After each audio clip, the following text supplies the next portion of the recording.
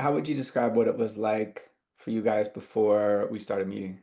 Oh, it was night and day. I mean, I was a very close father with them, right? When they were Yeah. kids, and I was actually sad that like I didn't have that anymore.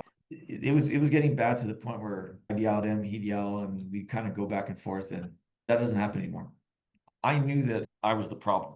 I didn't know how to communicate with him, and he was doing a lot of things that were making me not happy, and it was just a cycle, right? When I was in his presence, my face was probably showing it, Totally. everything.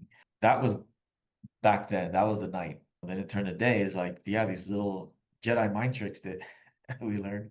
It was more like, okay, here's the trick, here's the thing you got to see, here's the moment you got to seize upon, and it's just a total different realm now. I mean, he greets me when I come in the house, hello, hi, like that never used to happen.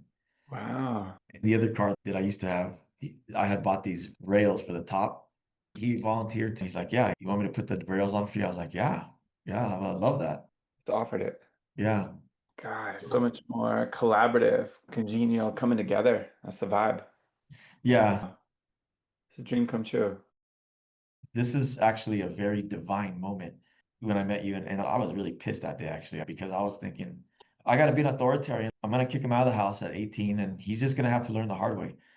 The fact that I met you at that moment, it was like I wasn't reading a book about parenting, right? I was reading a book about how to kick someone's ass in the military. That's what I was reading about. Yeah.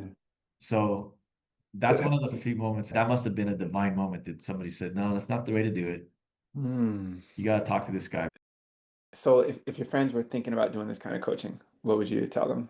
Oh, 100%. I mean, the people with similar problems with their kids, 100%. But I would even go as far as like I've learned a lot.